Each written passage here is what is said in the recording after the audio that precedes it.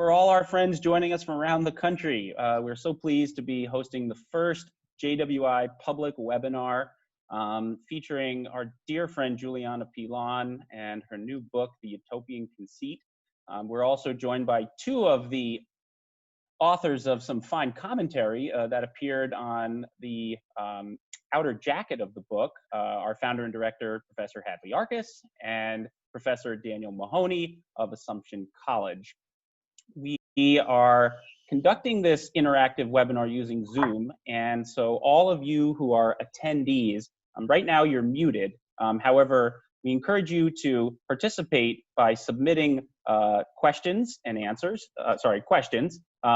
the question and answer function, which if you hover your cursor at the bottom of your Zoom interface, you'll see Q&A and some dialogue boxes. That's how you can submit questions to my colleague Daniel Osborne and me. And we also encourage you to chat about the conversations that you're listening to using the Zoom chat function, which will appear on the right side of your screen. Also, if you hover your cursor at the bottom, you should see another dialog box that says chat if you don't see it presently. Again, thank you so much for your time. I'm going to turn it over now to our founder and director, Professor Hadley Arkes, to get us started. Okay, well, welcome everyone.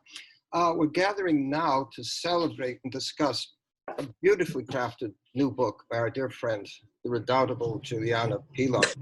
The book is called The Utopian Conceit and the War on Freedom. Actually, let me show the book here with an interesting cover. We didn't plan it that way, but we find the book being played out now all around us. The acting out of a totalitarian temper. Mob scenes billed as protests, though there's no protest over the judgments taken in prosecuting those cops in Minneapolis. What seems to be brewing are the premises of contempt for the national administration and the regime shaped by the American founders. Now, I see that Dan and I are properly dressed here. Julia is always impeccable. And I draw on that line of Oscar Wilde's, I compensate for being overdressed by being overeducated. By the way, we have this a late thing just in from our friend Ron Cass, a post-COVID thing saying, 30 days have September, April, June, and November. All the rest have 31, except for March, which has 8,000. Okay. I like to thank everyone who's clicking in with us now. We have a fine gathering of friends, along with people I hope will come to know. And to give you a sense of who's here in the spread, we have Nick and Claire Curry checking in from Oxford, Alan Hurst in Utah, Rob Miller and Doug Meyer in New York, my dear former students, John Morella in New Haven, Jeff Milam, Judge Bill Griesbeck in Wisconsin, our dear colleague Gunnar Gunderson in Irvine, Jim Stoner in Baton Rouge, an old friend, Dan Kennedy in Washington State, Jenny Lancaster, Lafayette, California, near San Francisco. And just up the road, only a half mile away, again, I rarely see him, our friend Alan Levine from American University. And I'm especially pleased to have at my meeting my own beloved cousin Hal, a distinguished professor of psychology. And when it comes to political discussions in this family of ours, Hal and I have to cling tightly together. We also have the legendary teacher Michael Platt clicking in from somewhere, perhaps Vermont. And here with me to offer commentary before we turn to Giuliana and get into discussion, we have a good friend, actually quoted in her book, Daniel Mahoney, who holds the Augustine Chair of Distinguished Scholarship at Assumption College. Juliana quotes from Dan's striking new book, The Idol of Our Age, How the Religion of Humanity Subverts Christianity. Now, I don't want the praise of Dan to get too much ahead of the celebration of Juliana, who's written a sparkling book, but it struck me that the title Professor of Political Science is an instance where the title doesn't really rise to the person. Because Dan has become, as an essayist and a translator, a sage commentator on politics in the style of Raymond Aron, Dan has become, I think, one of the leading men of letters in the country. And he responds now to a book I think has the highest literary craft. I want to take just a few minutes to say some things about this new book of Juliana's and perhaps set up the problem before turning things over to Dan. And before drawing the lines from the book itself, I'd like to get back into this short, moving book that Juliana wrote over 40 years ago in 1979 Here's the book, if you can see it. It's a book about her return in her 20s to the communist Romania that she and her family had some of the nerve and the means of leaving in the early 60s. This is a book that she'd given to my late wife, Judy, on her birthday several years ago. In part, I'm pointing to those who may not know that Juliana did have the experience of life lived under regime sprung from the state of mind she's exploring in this new book. And the state of mind suddenly in play again with a population that has a fading historical sense about socialist regimes. This trip back home to Romania in the 70s is a bit weird. Juliana's out of this regime, but vivid memories are constantly triggered. She's actually able to find friends from school still there because they're likely still to be living with their parents. Why? Because if they moved out, the authorities would compel the parents to share the quarters with someone else, perhaps even a stranger. When her own loving grandfather, her mother's father, died, her grandmother was forced to share the house with strangers. The authorities wouldn't permit her and Juliana's uncle Bondi to live there and have a whole kitchen and bathroom to themselves. She's able to meet with a gathering of former schoolmates. People are reticent because people are required to inform on conversations with foreigners visiting the country. And Juliana's group just can't count on the fact that someone there will not be informing. Juliana's father had to leave school in Paris when the war broke out. And though he speaks several languages with a library at home, he's assigned to some rather nondescript work. And the family lives without telling the children anything about the Hebrew letters in some of those books hidden away, and why it is that they have dinner in the spring with that soup containing dumplings. The term knedlach, or matzo balls, doesn't come readily to her lips. Her father's mother, an educated woman from a family of means, had lost much of her property already at the hands of the fascists, and now the communists finish the job. She becomes a high criminal, sentenced to prison when it's discovered she's been hoarding cash, about $200, on the suspicion that emergencies imminently will arise. She couldn't eat it. She's put in a cell with 40 other women. In the place of a toilet, they have one hole in the middle of the room. There's also an aggressive lesbian guard who regards her as the choicest prize, and as Juliana says, resistance was out of the question. Her grandmother's altogether crushed and humiliated by the experience. After a few years in prison, she gets out. When she gets a summons to show up again in court, she's terrified and poisons herself. Well, we're 30 years now from the collapse of those regimes in Central and Eastern Europe. And yet Juliana still finds so vividly in the ideas trafficked in our own time, the ingredients, the state of mind that is open to the fantasies that have brought forth those regimes. Juliana remembers that regime as a place built on lies, which the people were constantly enjoined to keep speaking anew. We find ourselves now in the middle of a political turbulence in which the left has shown a radical indifference to truth itself, something I think I find quite new, as though truth doesn't matter. A false charge is put down about Clarence Thomas. There's nothing to support it. Yet we're still to have films made to affirm that story. The story is politically necessary, as it is for Brett Kavanaugh. And if it doesn't matter, if one destroys reputations and lives along the way. In New York and Washington, Black abortions have often exceeded Black births. But those thousands of lives do not count, apparently, in the reckoning of Black Lives Matter. As we know, those numbers of abortion dwarf the number of Black people murdered at the hands of young Black males in the cities, and they in turn dwarf that awful cohort of Black people killed by the police. Yet these lives don't matter for the count. They're not the deaths that count. He recalls Henry David Thoreau, how he resolved easily not to trouble himself over those people killed by the frenzied John Brown. For anyone who believed in slavery was not really alive anyway. It's all rather Orwellian, and we have to ask, how far are we from the steps of control ordered up in the past? With this state of mind, we could bar churches from meeting, even while we allow protests of the left in the street. Do we have here the fixings of a dystopian novel, sheer fantasy. Juliana recalls Mehdi Bazagan, the Ayatollah Khomeini's first prime minister, saying in 1979 that just as an immature child has no right to dismiss his guardian, people too have no right to raise questions about the decisions of the supreme guide, Khomeini. And that rather brings back echoes of Bertolt Brecht with the uprising in East Germany and other satellites in 1953, Brecht remarking that the government should declare that the people no longer have the confidence of the government, and the government should change the set of people for another, more congenial.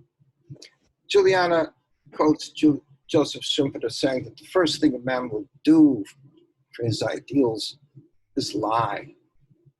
And to that, our dear friend Tom Sowell adds that as history has shown in the 20th century, the first thing an ideologue will do after achieving absolute power is kill. Juliana recalls Paul Berman making the point that the New Left, in its more radical or revolutionary version, was not really anti-Nazi. From the 1970s, they started to join the radical Palestinians in killings, kidnappings, hijackings.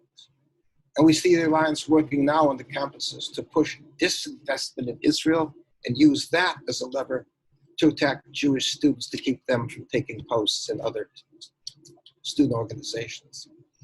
And Juliana has the sense, confirmed from many angles, that somehow the Jews become a target in the move to impose a uniform totalitarian regime, a regime claiming to override all other attachments to tribes and even to natural families. And one of the most riveting chapters for me, when I first read the manuscript that Juliana sent it to me, the most riveting chapter for me was the protocols of jihad.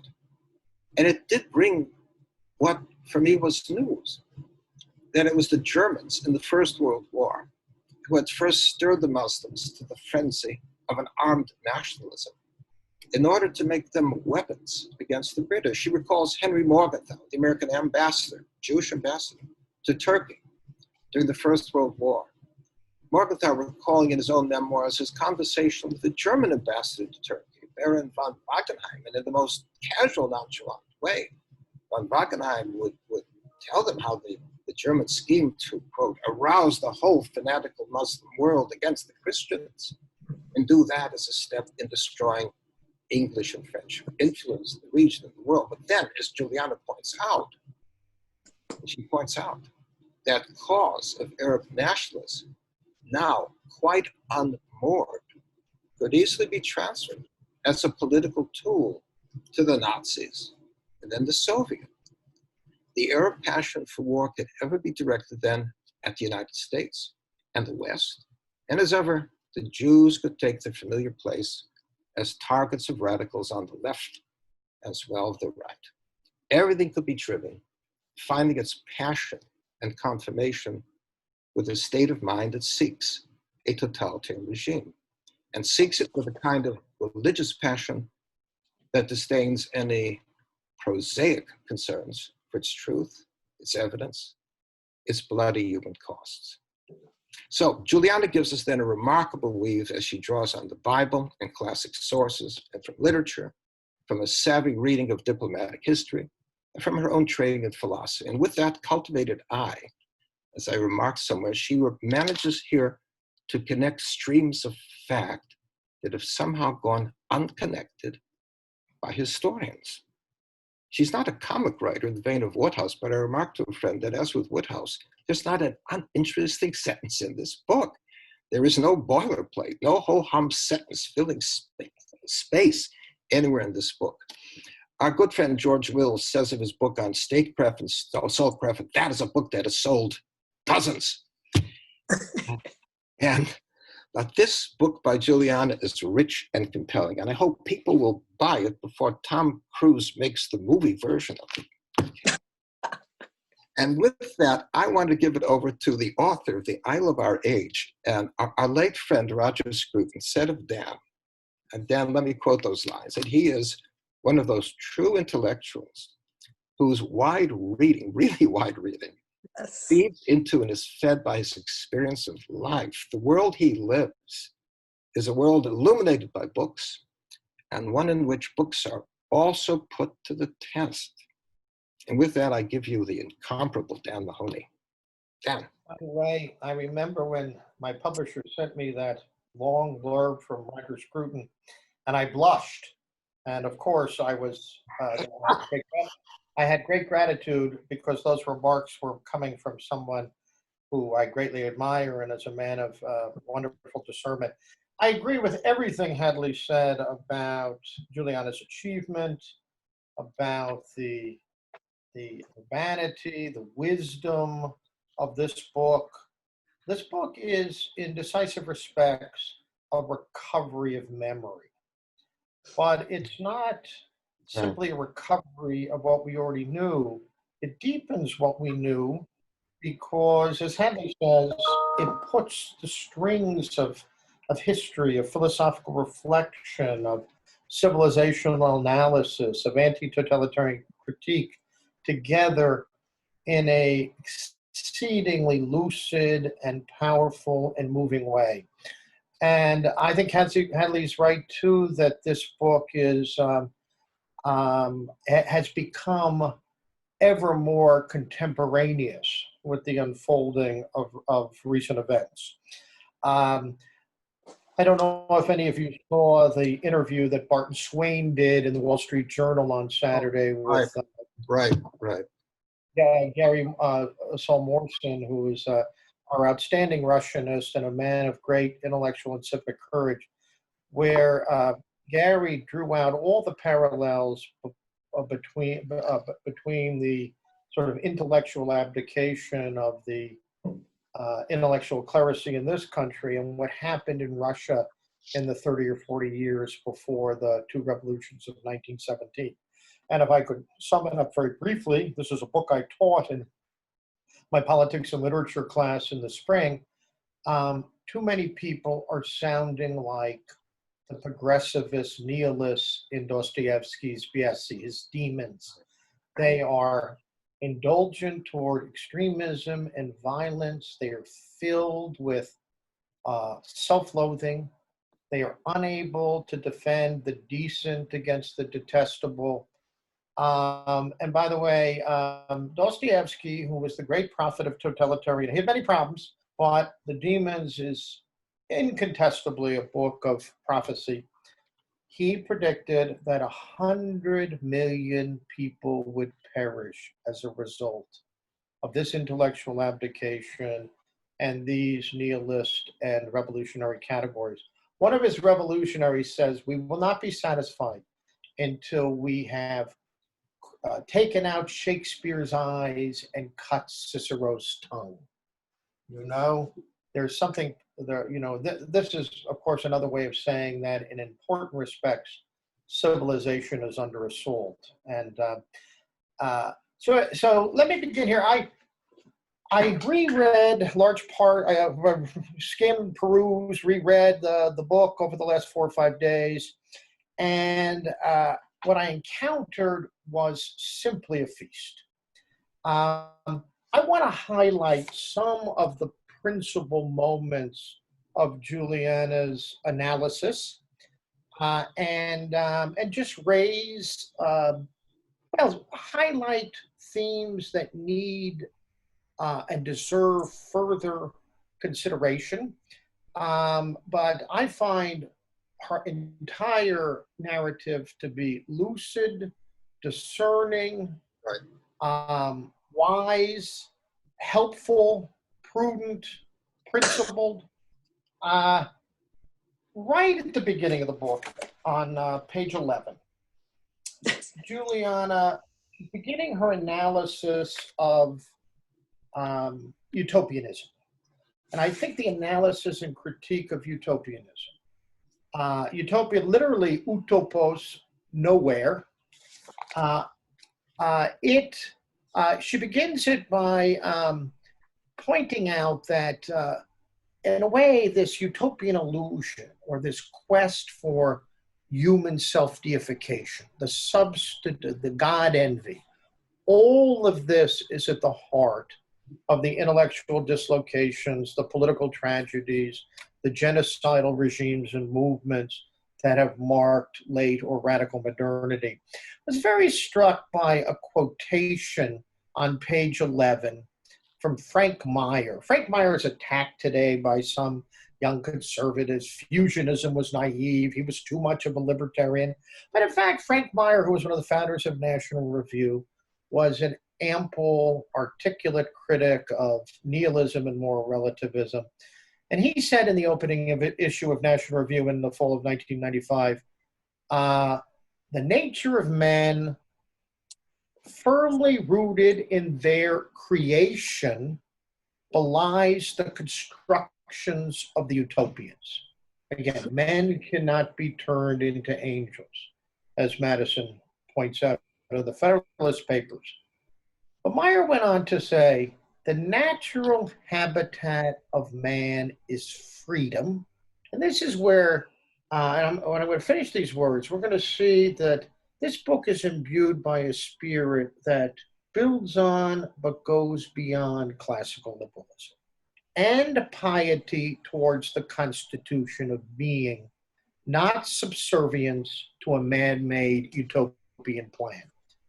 So opposition to utopianism is not simply a defense of realism or reality or a critique of hubris and overreaching, a defense of limits. It's all those things.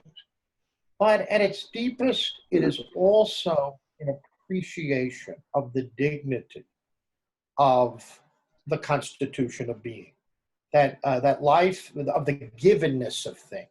The world is not a place to be loathed, but the multiple reasons for gratitude are much more fundamental than the reasons for critique or, and so this, what Roger Scruton, who was the aforementioned Roger Scruton, liked to point out, the Western world has been overrun. Of course, the utopianism that Juliana so expertly traces in the first third of the book has a long history. She traces it back to the Tower of Babel in the book of Genesis with the help of Leon Kass. She also has an expert analysis of Thomas More, who was a fundamentally conservative man who hated subversion, who believed in truth, and yet engaged in a kind of thought experiment where a character called Thomas More argues against Raphael Hythloday, whose name in Latin means teacher of nonsense. And yet, in Utopia, 1516, it can be said that there are attractive dimensions of the utopian regime chronicled in Book 2, even as the book ends with an argument that one cannot have liberality, generosity, or the virtues without private property. An argument first and most famously made by Aristotle in both his Politics and Ethics. So Juliana very aptly, I think, calls Thomas More an ambiguous utopian. He's not endorsing revolutionary subversion. He's engaging in a thought experiment, but it's a very, very fine line. And I will give, I'm just kind of adding and amplifying to Juliana's fine analysis. In 1935, Thomas More was named a saint by the Roman Catholic Church by Pope Pius XI, who, by the way, was a great anti-Nazi pope who issued the encyclical in 1937, Mit brennender Sorge, with burning sorrow, an attack on Nazi racialism. The same year that Thomas More was made a saint, a statue to Thomas More was built by the Bolsheviks in Moscow, because they read Utopia as a forerunner of Marxist Leninism, Stalinism. If you want to see the ambiguity in Thomas More, and by the way, Thomas More would not have endorsed or supported the Soviet. But anyway, Thomas More, Irving Kristol once called Irving, in an essay on utopianism in Two Cheers for Capitalism, called Thomas More the last of the ancient utopians. In other words, he's not trying to build the kingdom of heaven on earth, but he wants us to think about injustices of the world through a thought experiment that still fundamentally endorses moderation and the defense of civilization. So I mentioned this. These early analyses of the Tower of Babel, of More's Utopia, they're perfect examples of Juliana's ability to relate the Western classics to later developments. I mean, her analyses are particularly rich of the French Revolution, I love to, reminded me of reading J.L. Talman 40 years ago, Oh, wow.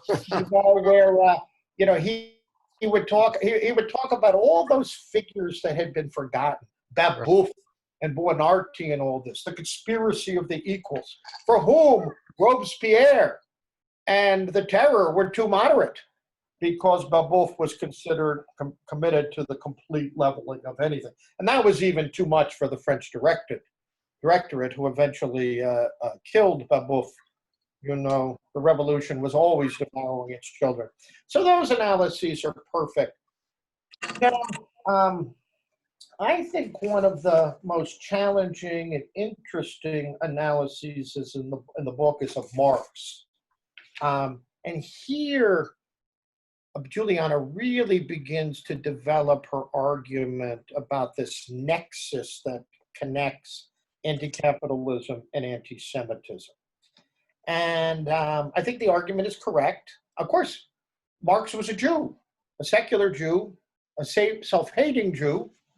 And he was a self-hating Jew because in the end, he hated all religion. He hated not only the socioeconomic presence of Jews and Judaism in the Western world and in the bourgeois economic order, but if Judaism means the covenant or alliance with the Creator God, our Father and friend, Marx despised Judaism as one more embodiment, one more instantiation of the opium of the people. But Juliana's analysis of the rhetoric on the Jewish question. Jewish question is a very rich document in a way. The first part of it, Marx talks about how religion and property, which he wants to abolish. Remember, the second part of the Communist Manifesto has 4 abolitions: the abolition of the bourgeois family, the abolition of private property, the famous line, communism can be summed up in a single sentence: the abolition of private property, the abolition of the nation, and the abolition of religion. When my students tell me that Marxism is a beautiful idea or excellent in theory, but a little problematic in practice, I challenge them. And I ask them, do they want to live in a world that is forcibly abolished? Family, property, religion, and the national frame of self-government. And can we imagine liberty and human dignity in such arrangement? The answer is, of course, no. And then in the second part of On the Jewish Question, we see the sort of loathsome condemnation of the Jews for hucksterism, and all this. My friend Diana Schaub once wrote something she sent to me about Montesquieu and capitalism and the Jews. I'm going to do this in 2 minutes.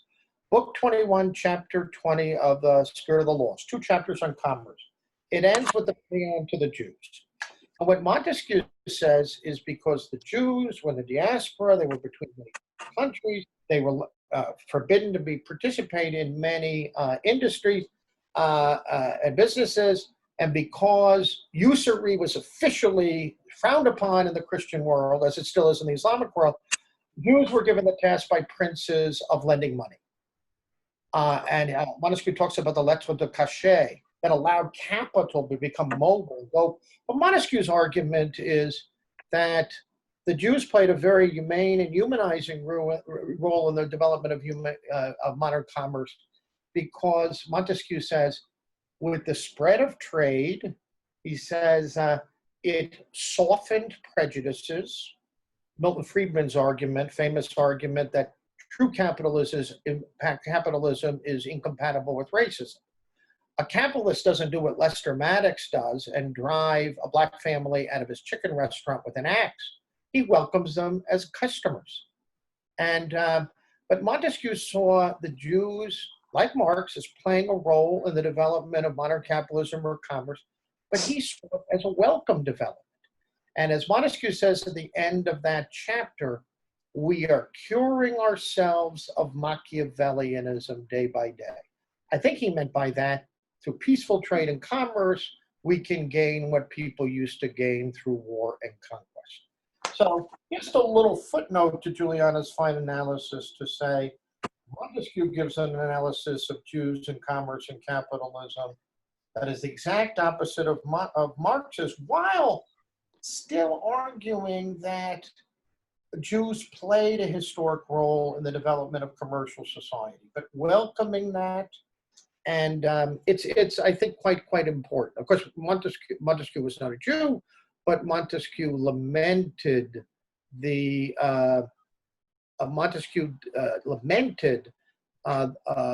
prejudice and persecution of the Jews as incompatible with humanity and even with the self-proclaimed principles of the Bible, even though he was a moderate man of the Enlightenment. All right. And I think one of the great strengths of Juliana's book is her pushing and illustrating and embodying this constant connection between anti-capitalism and anti-Semitism. And it is incontrovertibly true. And there's a wonderful epigram at the beginning of the book by the indefatigable and extremely wise chronicler of anti-Semitism, Robert Wistrich, pointing out that the great political religions of modern times, Nazism, communism, Islamism, anti-Americanism, anti-Judaism, contempt of Judeo-Christian values, liberal democracy, capitalism, in a toxic and demonic mix. I think that's true. I'm going to add one controversial question to Juliana's analysis, because I just think it's part of the record.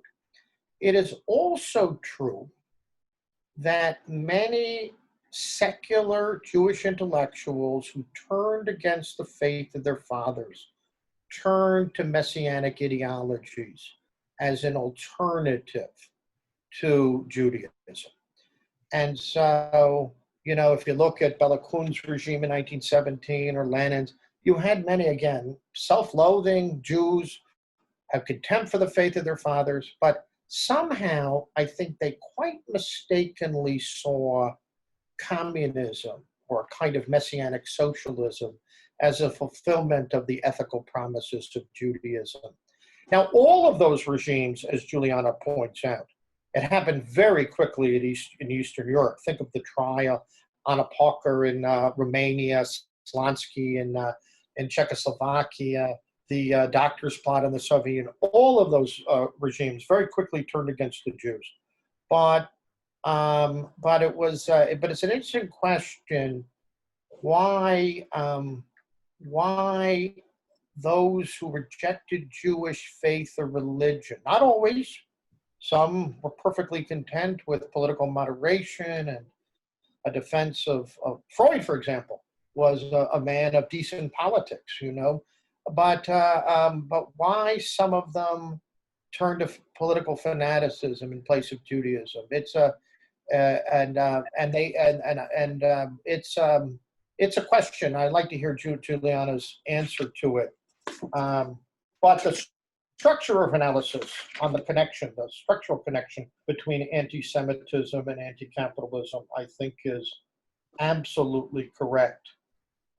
Juliana's analyses of, I'm going to quote Heller, the Russo-French scholar, Utopian Power.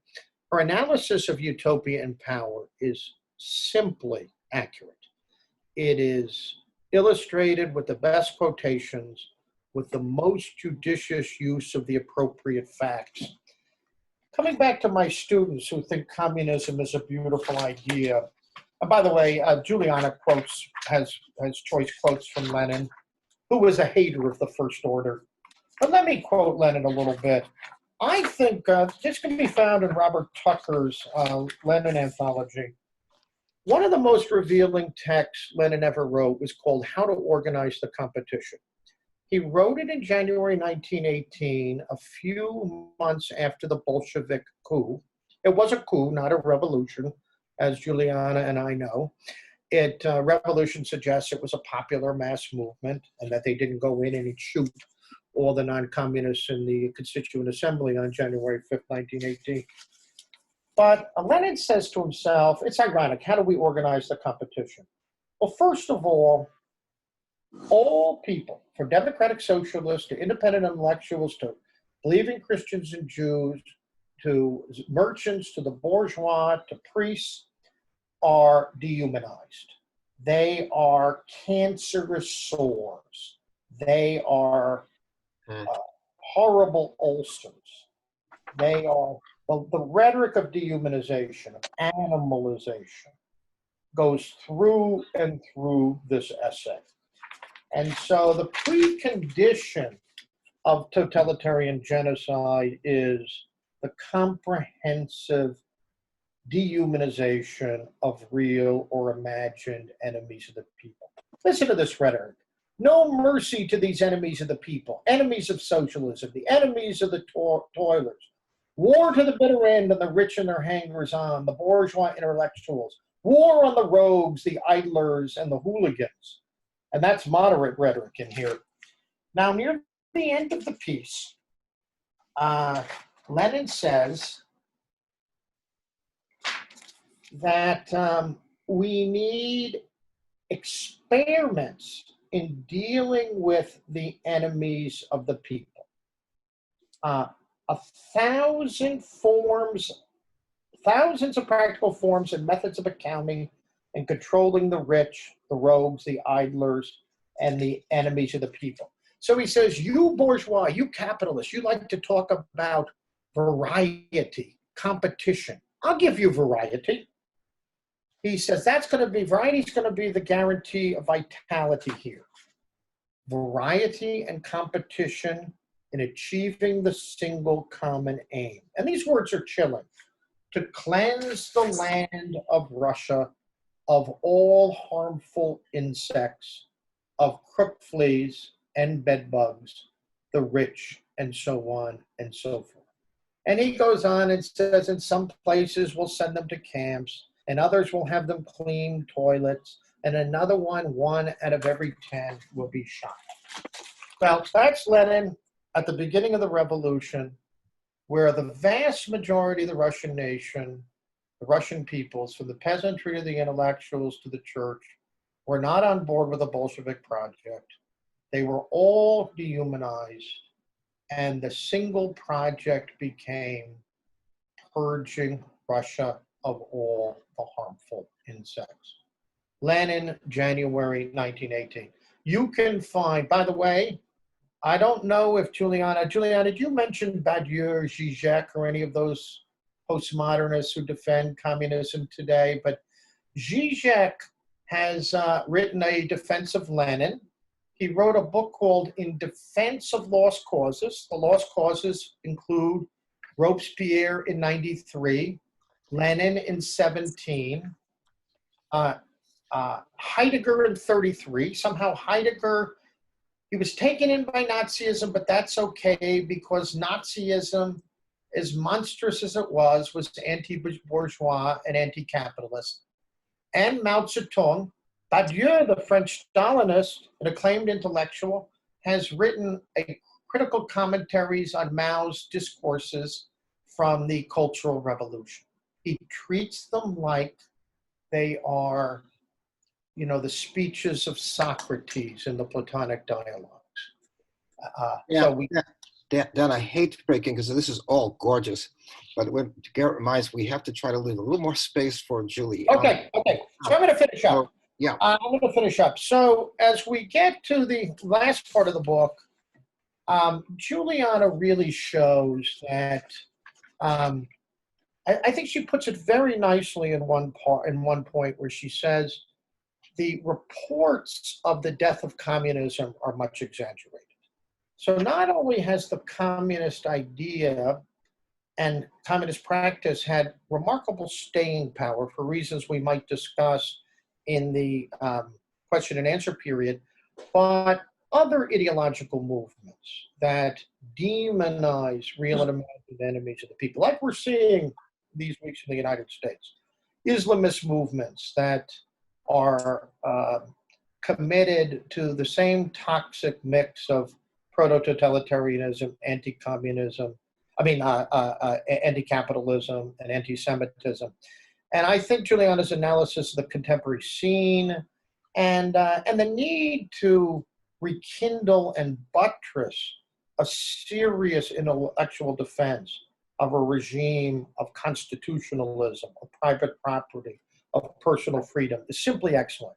This is a survey of 300 years of ideological pathology with all its works abundantly visible, but with roots going back to the beginning of the human condition. So anyway, I hope to have given you a sense of the richness, the sort of capacious breadth and depth of Giuliana's book. Thank you. Mark, as ever, Dan, just what marvelous. I was going to take some time to remind people of Giuliana's other books, including Soulmates, The Resurrection of Eve, the book that Judy just adored, and her other books on foreign policy and her teaching at the National Defense University, and her current position as fellow at the Alexander Hamilton Institute. And maybe something also, I was going to say something about her unstoppable husband and the way we're all spring from that magical place, the University of Chicago. But what I want to do is it's time to put Giuliana. Everyone's waiting to hear Giuliana. So down to you, Giuliana. Thank you, Hadley and Dan. Yeah, I knew that after all of this, whatever I had to say would be essentially anticlimactic. Oh. My goodness. Dan leaves one almost speechless, but I'll do my best. There's so much that is important that to understand the modern condition. And one of the problems that we have, of course, is that we have to use words. And unfortunately, the semantic sabotage that has been committed against language makes it very difficult. For instance, the same year, 1935, when Thomas More was sanctified, that same year, John Dewey stated in Liberalism and Social Action that activist government and social reconstruction had virtually come to define the meaning of liberal faith. What before the founders, America's founders, took to be the essence of liberalism, although it was not a word that they used, but the concept, the notion of natural liberty, the system of natural liberty is what Adam Smith talked about. The notion of equality before the law, equality before God, was transformed into equality of condition and the deification of equality of property. So the utopian vision that More outlined in his book was of equality of property. Property was to be, private property was to be eliminated. This is huge because, in fact, when you're talking about anti-Semitism, what was new in the secularization of the concept of utopia, mind you, More said everybody in this utopian, well, in the island of utopia, must believe in God. and so that's that. But if you do not, then the new secular vision substitutes in the place of God, it substitutes a vision of perfection where everyone is altruistic, because the cause of all evil is property and riches.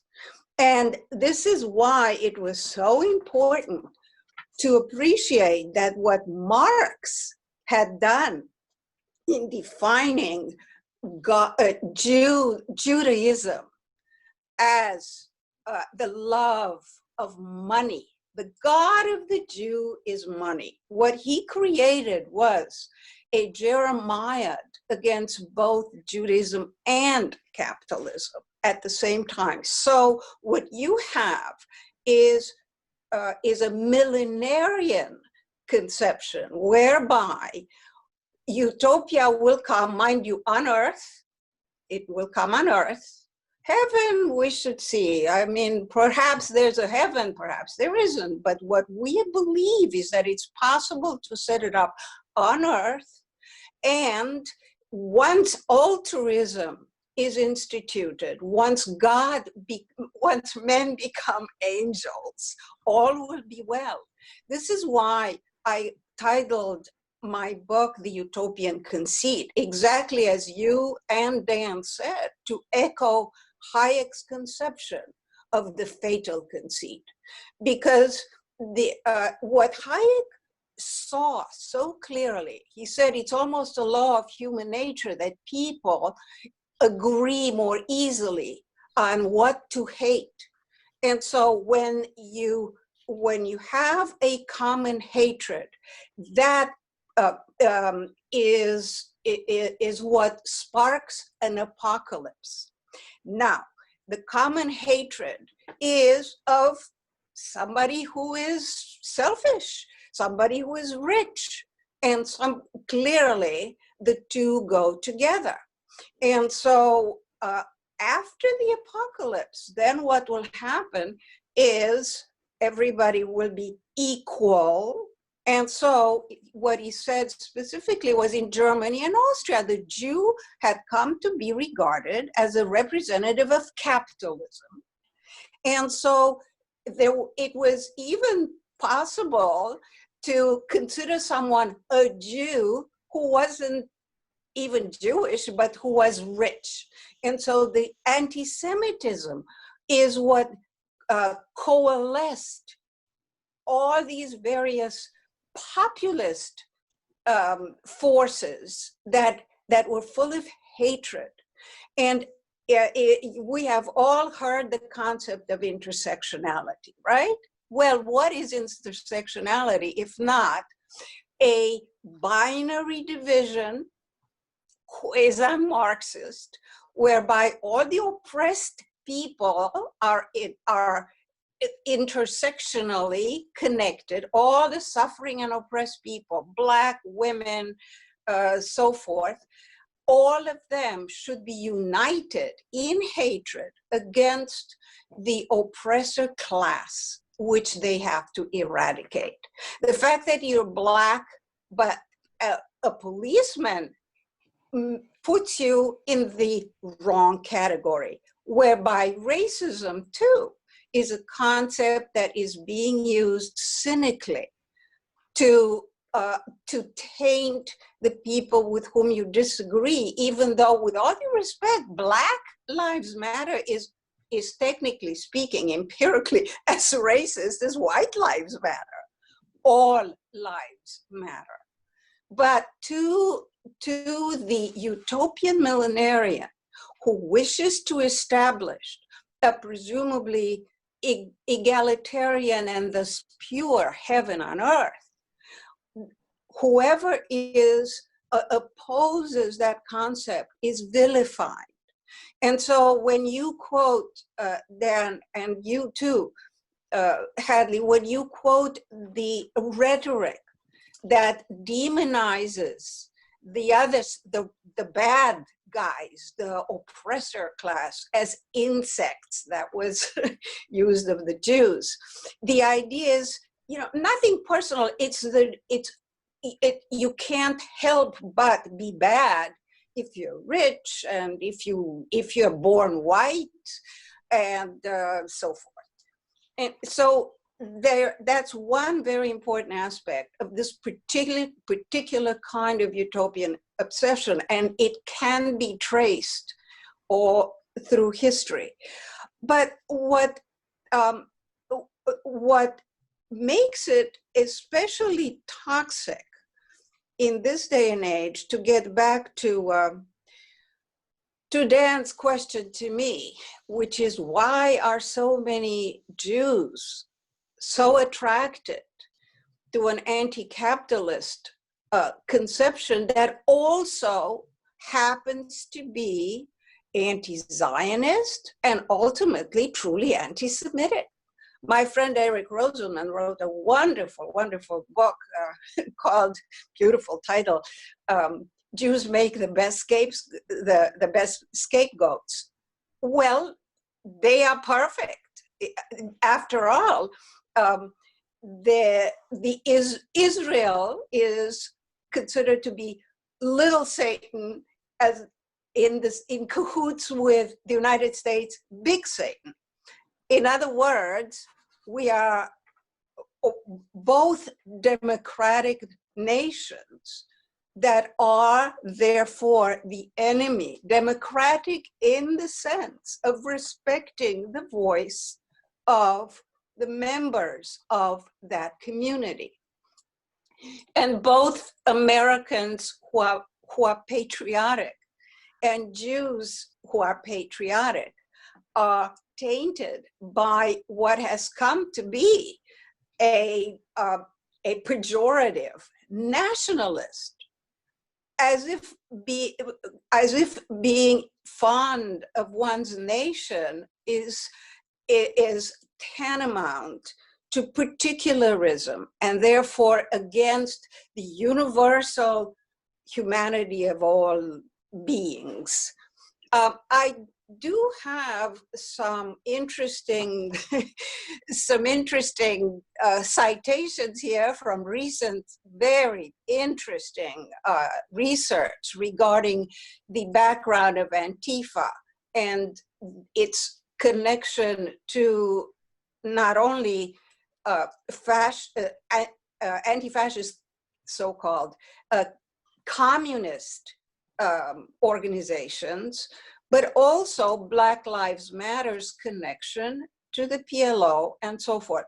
I don't have the time to go into that, and I think it is very important to note that it is not difficult for an so-called vanguard to manipulate those in academia and the media who are so savvy in undermining language in order to, frankly, poison the minds of, unfortunately, terribly undereducated young people, and for that matter, older people.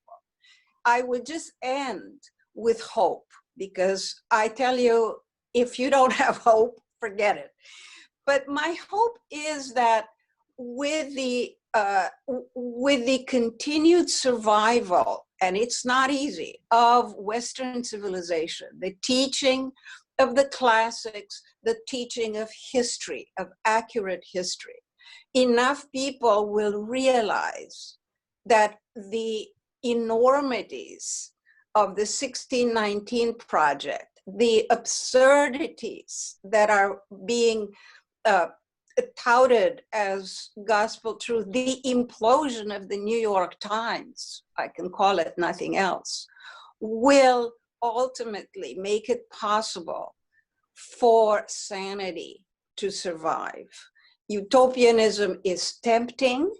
The notion that you are eager to introduce a more egalitarian and just society obscure the actual empirical evidence about the power of the free market and the constitutional safeguards against violation of rights of individuals, the concept that everyone is different, and that classes of any kind are designed to sabotage freedom. I think that will eventually win out, and I stand by it. I will end right here because it's very late. It's 2:00, so we definitely want some questions, comments, so forth. And I think Garrett will moderate that, or you, Hadley. Sure. Thank you. Thanks so much. Sure. Well, actually, what I might do is put in the last word from Juliana's book at the very end, where she said, the enemies of freedom have been no more successful than they've ever been in creating a socialist utopia without deepening poverty, deep legal controls, shortening lives. And yet the lessons, curiously, don't seem to be deeply learned or remembered. And she warns that to imagine our system of natural liberty is anything but fragile amounts to incalculably dangerous wishful thinking. And those just about the last words of the book. It's interesting, you're so hopeful. Remember, we were talking the other day about our friend Michael Novak's different line about the Polish optimist and the pessimist. The pessimist says things can't get any worse, and the optimist says, "Oh yes, they can." This is true. It's true. By the way, Hadley, let me just, to 30 seconds, there's a beautiful passage quoted by Juliana on page 230. It's one of my favorite speeches. Tocqueville gave a speech. That's marvelous. It is marvelous. The French Assembly. There was a resolution to establish a right to work, which would have made everyone, provided for by the government, loss of enterprise. Tocqueville uses an occasion to talk about the differences between democracy and socialism. That democracy respects human dignity, respects the person. And respecting the person, contrary to this anti-bourgeois ideology, demands respect for property. A defense of property is also a defense of conscience. It's a defense of political liberty. It's a defense of religious liberty. But Tocqueville saw that democracy and socialism, in at least a fulsome sense, were diametrically opposed. And he added, this is 1830, a much poorer country. He said to the socialists, go to America. You won't find socialists there. Well, we find socialists here now, but Tocqueville saw the ultimate incompatibility of democracy and at least what we might call maximalist socialism. That was a remarkable speech. I haven't seen it cited anywhere else. Well, there are lots of things we want to talk about, but Garrett, we have people in the queue. And Garrett, can you give some guide to that? Sure. So our first question's going to come to us from Professor Jim Stoner. Great. Jim, you now are. Oh, there he is. You now are unmuted. Okay, well, thank you so much, and for that very, very interesting discussion. I have a question that I initially put when Dan was speaking, that partly said, "Hurry up, Dan," and then secondly, a question about Thomas More as he's come up in Mrs. Pilon's remarks. The question for Dan was, when you said, Dan, that you go through the four things Marx says at the end would have to be abolished, and you said, of course, the answer is no. I'm wondering, do the students really answer it that way? Because it seems to me if any of them slipped out to the streets of Boston this past week, family, religion, private property, and what was the other? The nation. Would any of them want to keep any of that? Do they see any value in any of that, at least as it's been traditionally defined? And I'm not so sure. So I'm not so sure that any more the ideal is there. And then the question about more and property.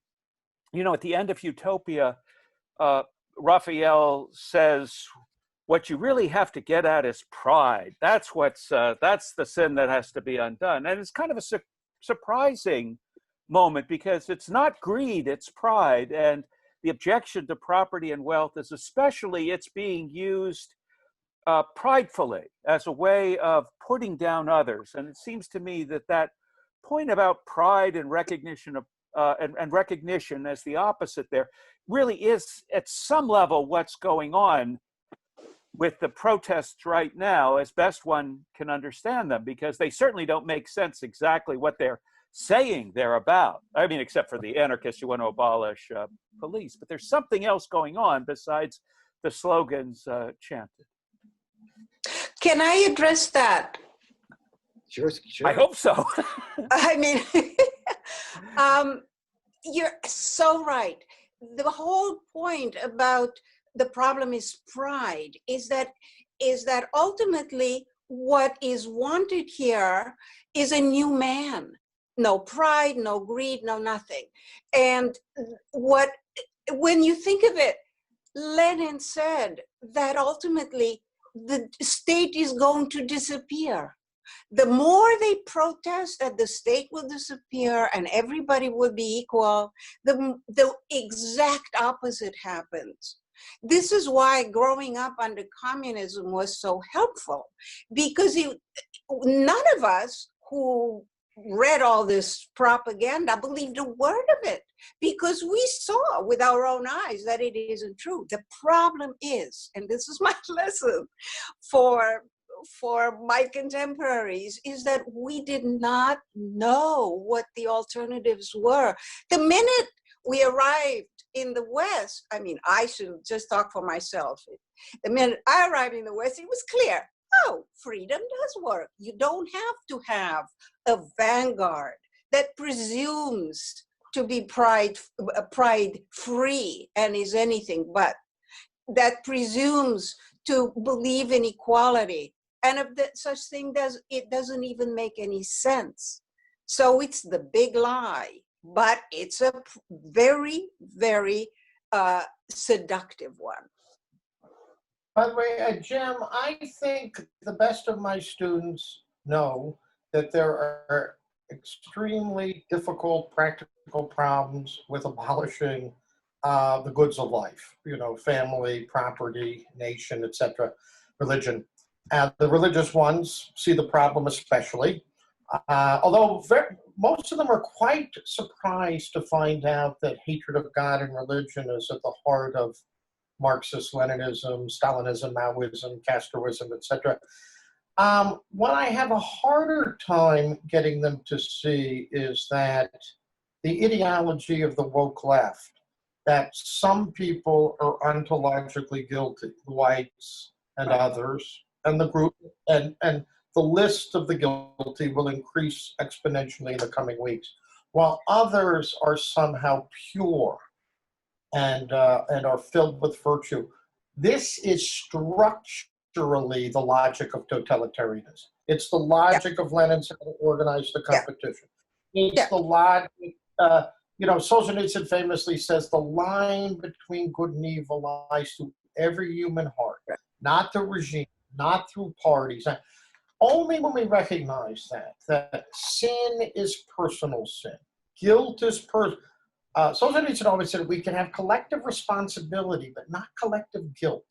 In other words, we cannot, the idea that if we eliminate the wrongdoers, those who are ontological guilty, all will be well, is in fact an invitation to the amplification of terror and tyranny, while, as Solzhenitsyn says famously in the middle part of the Gulag, it just amplifies the presence of evil in the world. So, as he says, we cannot abolish evil, but we can constrict it in each and every heart.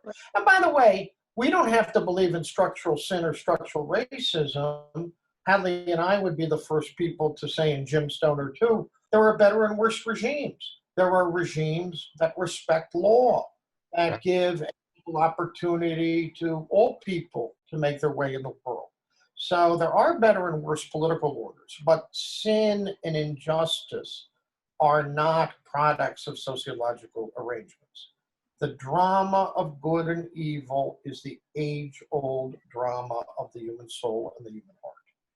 And that anthropological analysis has to be applied to our current situation. Because again, what's loose in the land, rhetorically, but I think increasingly in practice, will be the unfolding of the logic of totalitarianism and the institutionalization of the notion of ontological guilt.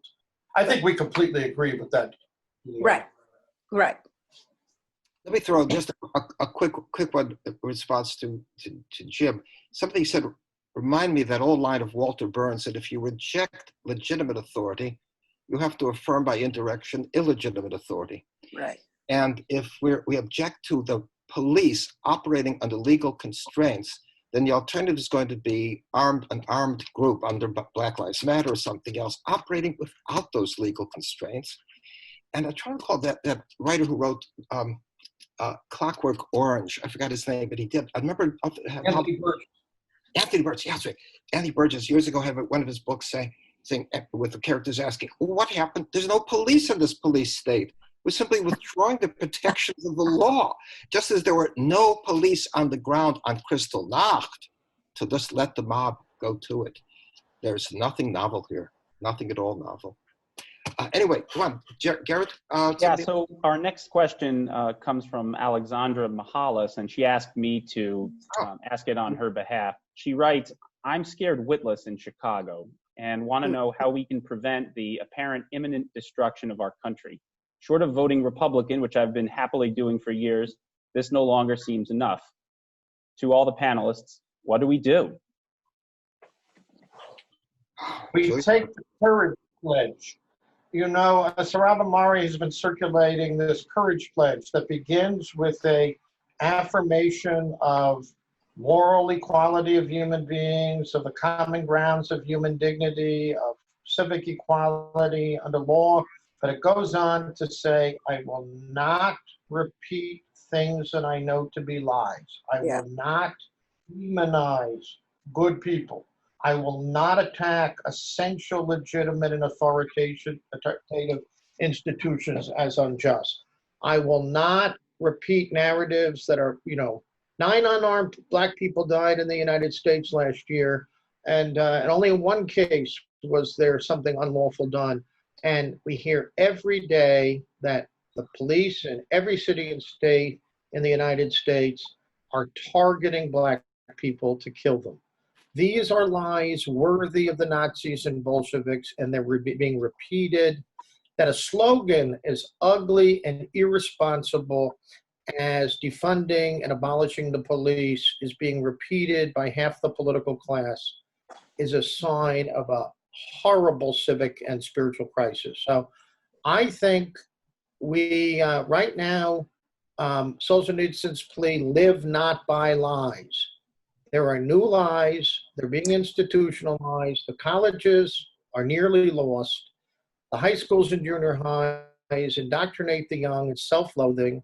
From Howard Zinn to 1619, we have to expose it. We have to reject it. And especially we have to reject pusillanimity and a false moderation. Yes, agreed 1,000%. That's where it starts. Do not lie. Do not.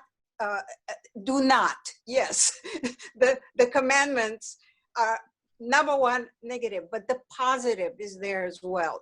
For instance, the former president of the Claremont Institute and the author of the fantastic documentary that was just recently shown on PBS about Clarence Thomas, Michael Pack, has just been confirmed by the Senate to become the CEO of what used to be the Broadcasting Board of Government, now called the U.S. Agency for Global Media. And that's a very important position.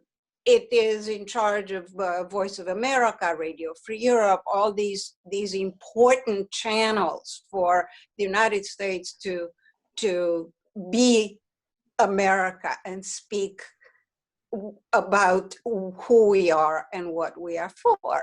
So that is excellent. Plus, there is the James Wilson Institute, my own, the Alexander Hamilton Institute for the Study of Western Civilization, and there are people working, the National Association of Scholars, for example.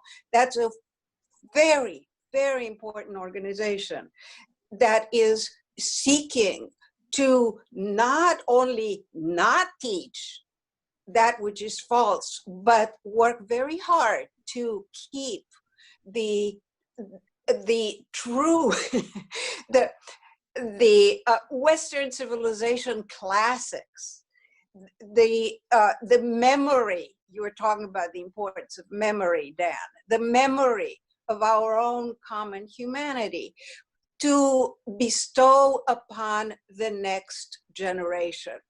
And I was going to, so let me do that, address your question about secularism, because in fact, there's even hope for those with a secular outlook who may not necessarily be anti-religious, okay, but who've grown up like I did, without the possibility for a full religious education. If you look at the former Soviet Jews who are now in Israel, they are the most patriotic, pro-capitalist, anti-namby-pamby, and their recent podcasts and books that demonstrate that, for the simple reason that they've seen the future and it was bad. They understand. It didn't work like Lincoln Steffens said it was going to work. Yeah, so there is hope, but we have to do active, positive things. Let me just quickly, and let's extend the time to take a couple more questions if we can, but it probably would be useful at the very top of the teaching that comes from the top of the state, from people who have the attention, for a president who can explain and express no diffidence or apology for enforcing the law, and explaining that when the law recedes in the aftermath of these crises in the city and the attacks on the police in St. Louis and Baltimore and other places, the result has been a spike in the killings of Black people. So the president can take the side of reminding who's in danger, who out there is in danger when the law recedes from its proper responsibility. But Garrett, can we take a few more questions? Let's linger for a little while if we can. Can we take a couple more questions? Yeah. Well, right now we're open. Some of our friends have had to duck out. But we had a question that just came in from Darian Diachok, who asks, Lenin said that revolutionary morality permitted any violent actions or personal attacks or lies for the sake of victory. When you say we should, quote, live not by lies, aren't you preaching to the choir? Oh, was it not live not by lives? It was live not by lies. Lies, right. No, I don't think so. I think Solzhenitsyn's point was, he always said the worst thing about totalitarianism was not the physical coercion, which was all too real, not just the deprivation of liberties, which was monstrous and all too real, not just the tens of millions of people killed, but it was the suffocation of the soul. It was the forced participation in lies. And so parents couldn't tell the truth to their children at home or without a risk.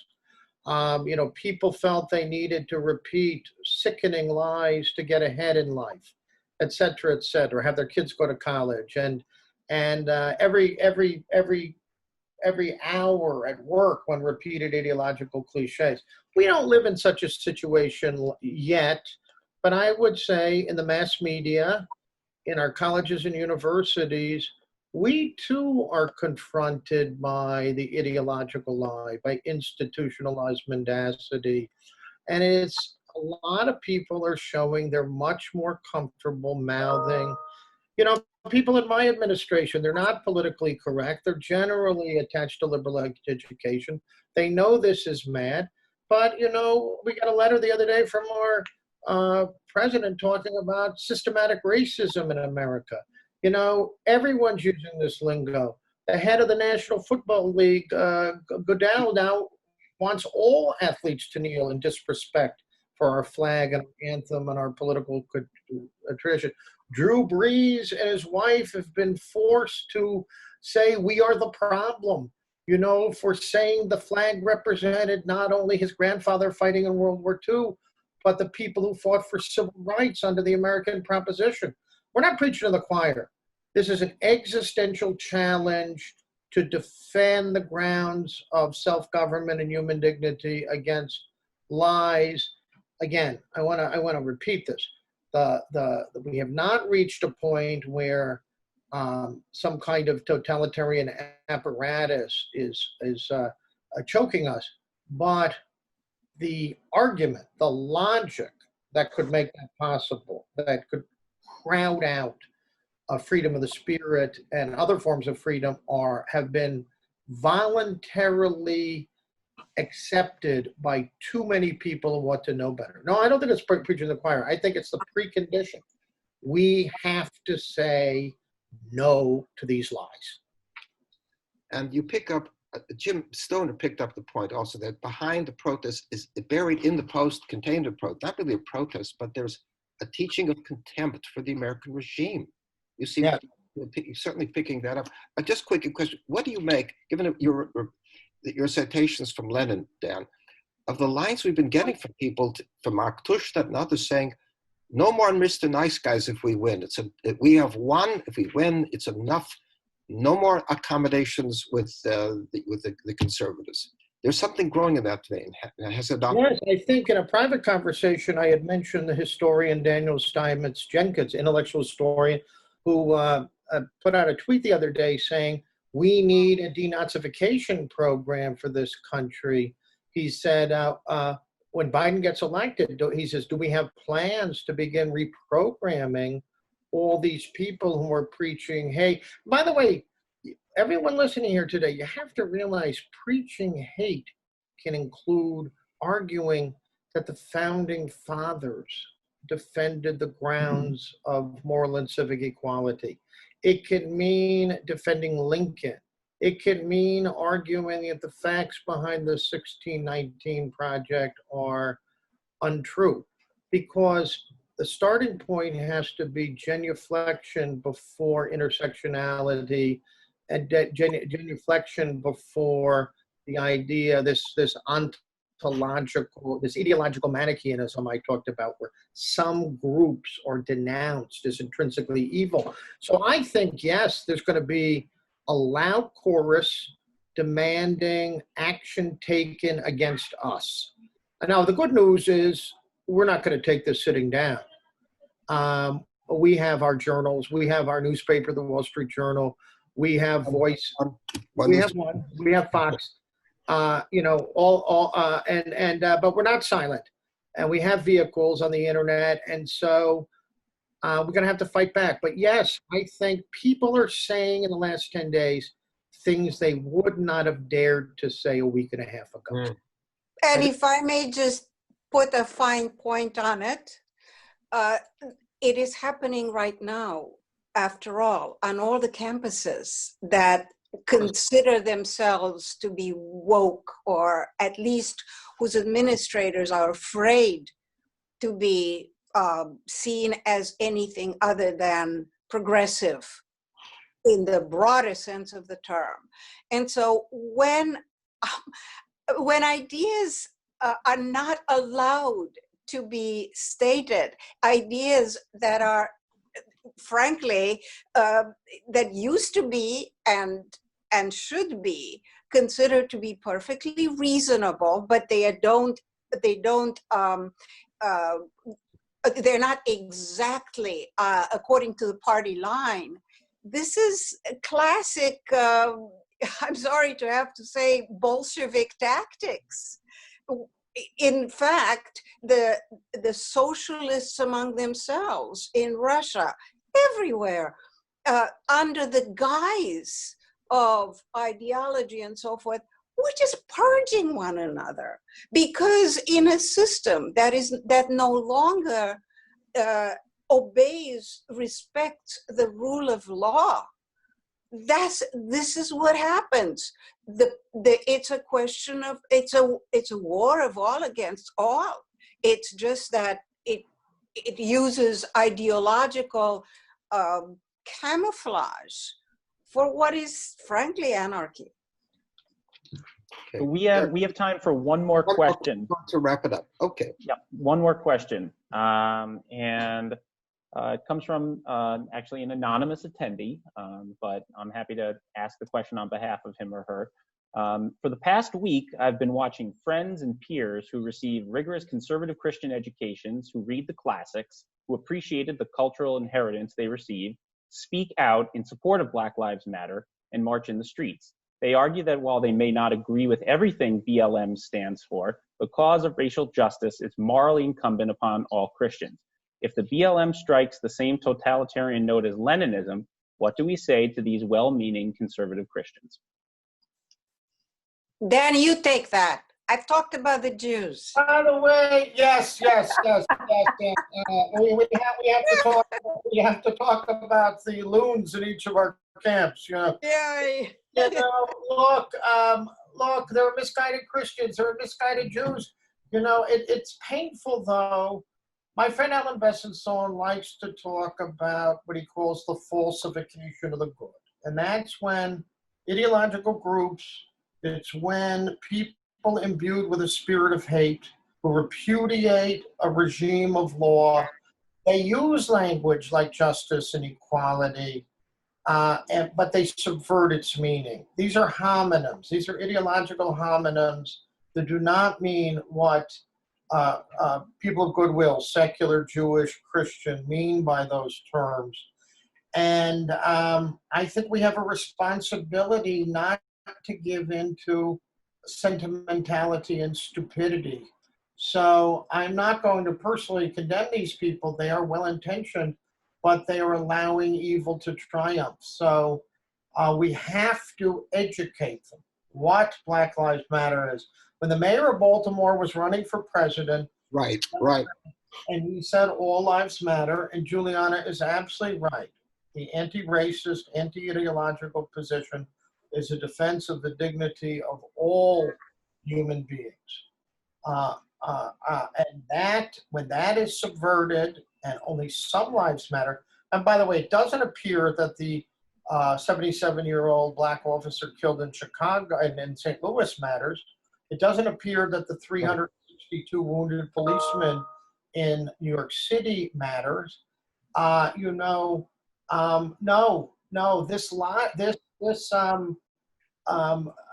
think people are being misled, and they are accepting it. It's the same mistake that some progressivist Christians and Jews made in the 30s in thinking communism was an instrument of social justice.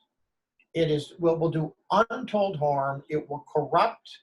And I couldn't agree more with Hadley, who has been an indefatigable defender of the grounds of judgment and liberty and dignity in our political order.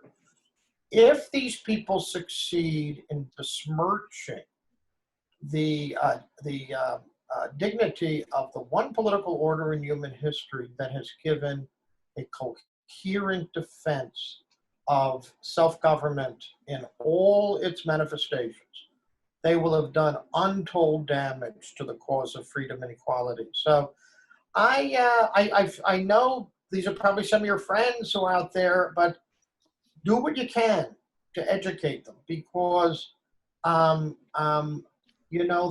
Reinhold Niebuhr always said, the soft utopians are always devoured by the hard utopians.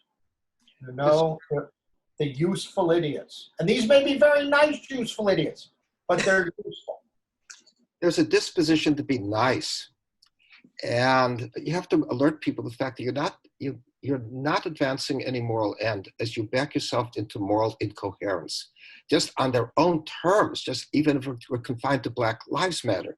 They can't explain why those large numbers of Black children killed at abortions should not count in the reckoning.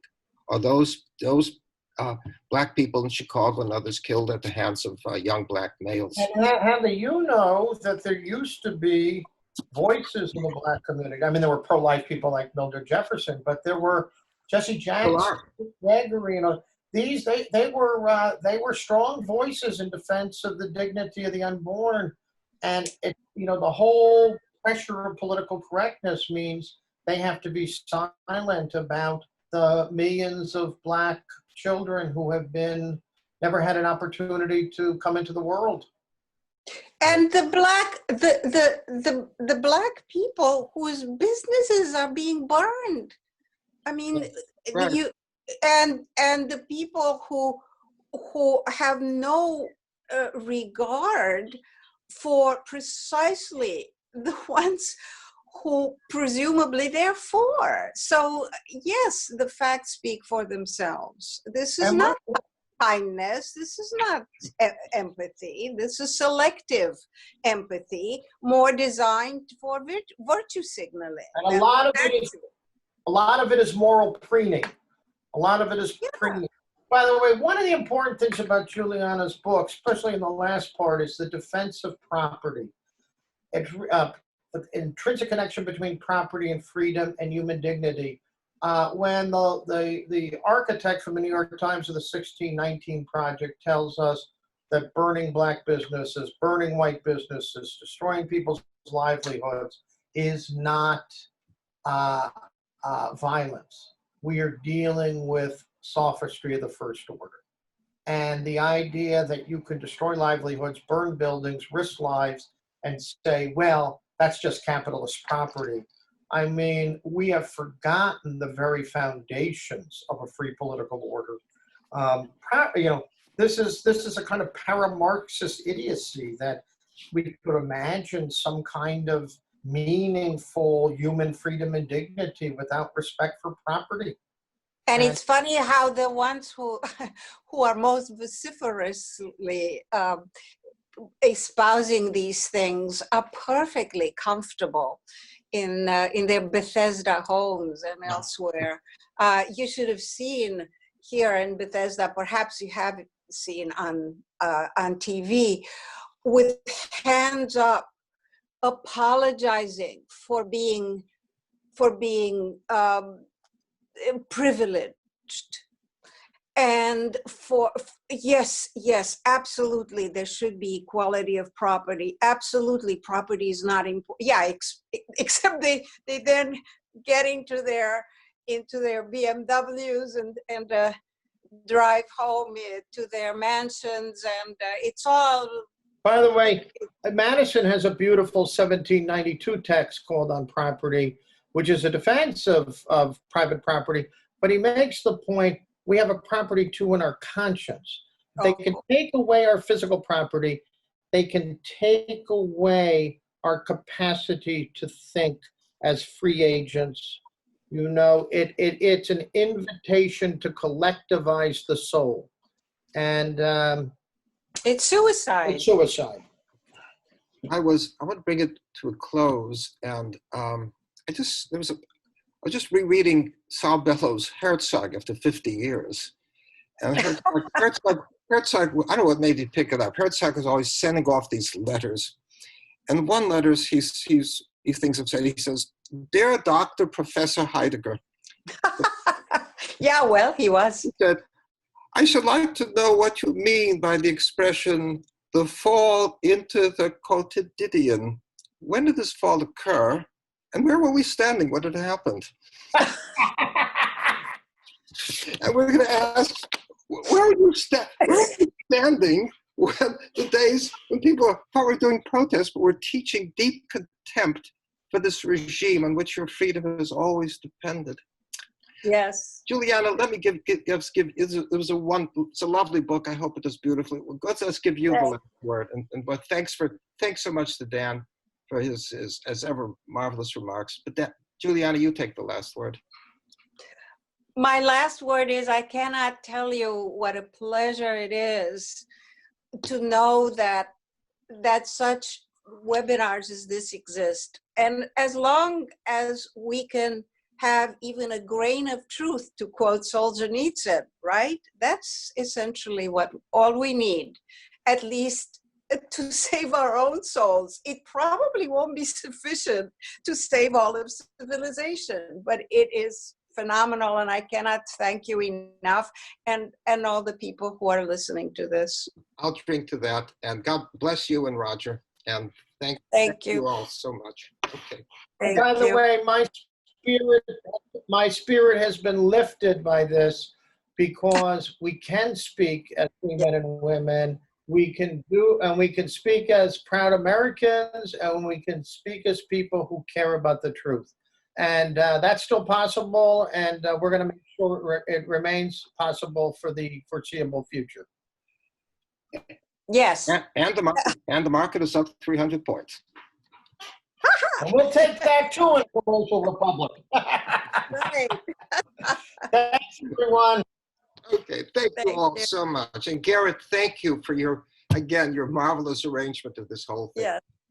Well, thank you to our panelists, and especially thank you to our attendees. We'll be following up with a recording so you can share this fine program with all your friends. And do please join after this program. We'll put you on our mailing list so you can tune into future webinars. Thank you again for your time, and enjoy the rest of your day, everyone. Bye-bye.